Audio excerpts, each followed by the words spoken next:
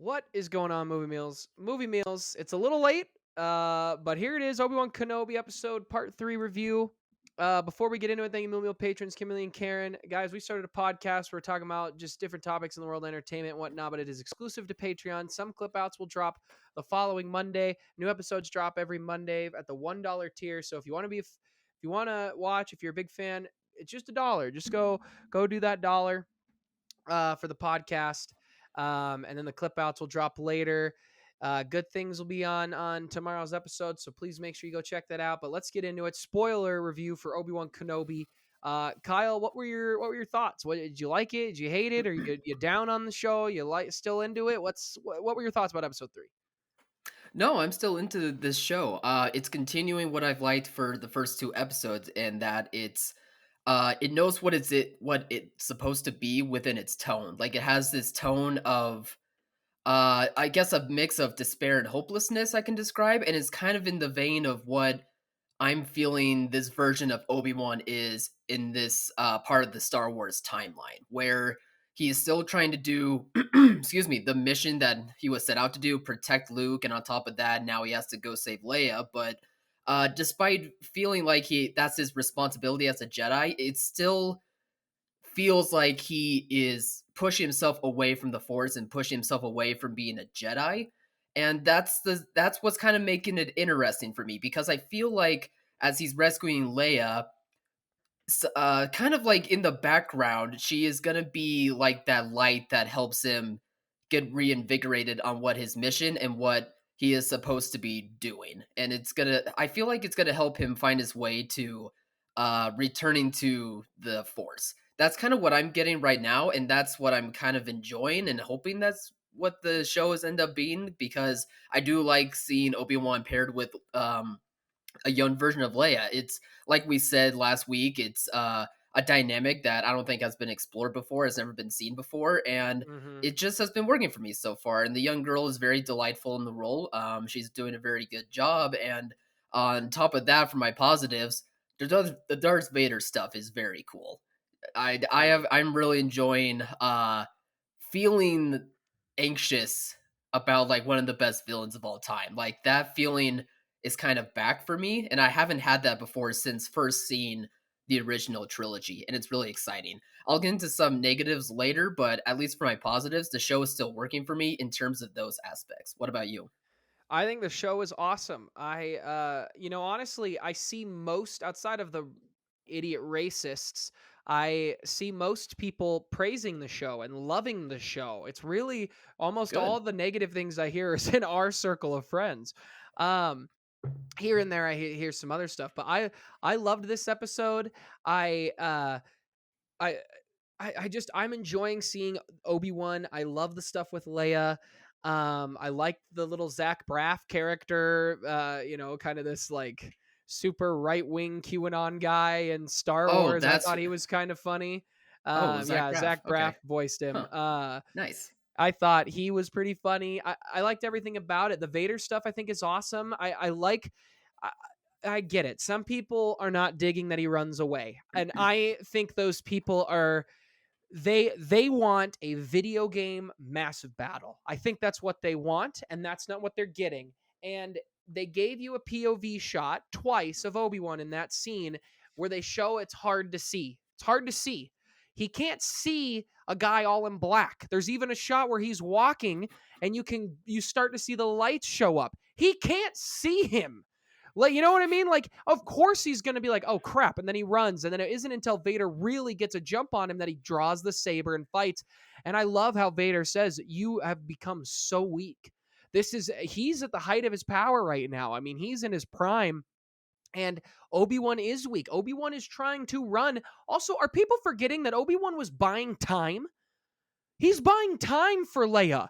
Why would he immediately go into battle? He knows he probably will lose if he fights him to the death. So why wouldn't I run away? I'm buying time for a 10-year-old to escape the planet. What? It makes no sense. People want an insane battle. It's the same group of people who are complaining who wanted Luke to rip down a Star Destroyer because it happened in a video game once. Like that's what they want, and they're not paying attention to Star Wars. And and the lore and everything, and it bums me out. There are some wonky things, but I think when he runs, it's awesome. When he lights the fire and says, "You're going to suffer the way I have," that is the Vader I want to see. That is prime revenge fueled Vader. And when he gets saved, Obi-Wan gets saved, and the stormtroopers are missing, and Vader just stares at him. People are like, "Why didn't he just put out the Force? Why isn't he just killing Obi-Wan?" First of all, Obi-Wan has to survive. He has to. We already know this. We know he's going to survive. So if you're worried that Don't the mind stakes aren't there, canon. you know he's going to survive. But I saw a Vader just standing there staring, and you wonder what's going through his head. Is Anakin back in his ear saying, "Hey, we shouldn't be doing this. This is our former master," or is it him? I mean, just a couple lines before he says, "I'm going to torture you worse than you tortured me," or something like that. Like he says something about how he's gonna bring all the pain he felt that Obi-Wan put on him back on Obi-Wan, and so he wants to torture him. He burns him like he wants to torture him. So I think there's a combination of letting him go, of his internal conflict, still fighting that this is his former master. I think the show is great. Is there a couple little wonky things? Yes. I think the biggest issue with the show has actually been its editing so far. I think some of the edits with kids running, with Leia running around in episode one, and stuff The like that. I tunnel think scene, probably. yeah, the tunnel a little bit. The tunnel didn't bother Yeah. me as much. Yes, they're kind of like here and there, but it is what it is. I don't know if it's been confirmed that was Ryan Johnson as the dead pilot at the end, but I know a It lot did of people look were like thinking it him, was. just a little. And I think that's funny because a lot of people think that this show is doing The Last Jedi better, and with a not liking the Hmm. Force Jedi, but they're very two different angles I think are going at here. I think Obi-Wan has not cut himself off from the Force. He has just not been using it. Luke cut himself off, and there's a difference. And so I'm loving this show. What are your negatives, so I can rebuttal them? No, I'm there with you. There is some wonky stuff when it comes to editing, especially in the climax of this episode. I kind of noticed that, and there is some kind of goofy directing going on. Like, for example, the gate where he's trying to turn off like the gate bars or whatever beams, whatever they are, but you can see like just go around. You can just walk around You know, Obi-Wan, you walk want to know around the what my gate. point is on that? Go You know for it. what? All the people I see complain have done the stupidest things before, where it's like, why don't you just do it this way? Give the guy a break. He just killed 3 people trying to save a little girl, and he's nervous. Okay, he's not thinking. I'm sorry, we're thinking, but he's not thinking right then. The other day, I don't even know. I don't even have an example. I do idiot stuff all the time without thinking, and I think that's a funny thing. Is I'm not necessarily pointing at you, but I've seen a Yeah. lot of people talk about that specifically. Like, why didn't you go around? Why don't Hmm. you not do the dumb things in your life that I correct you on? You know what I mean? Like, why does that not happen? But I think it's just funny. That to me, that is a deep, deep nitpick. To me, that is the same as bombs don't drop in space. We are in a galaxy far, far away. We're suspending our disbelief. Like, relax. The editing in the tunnel, I get that more, but the going around is a bit ridiculous for me.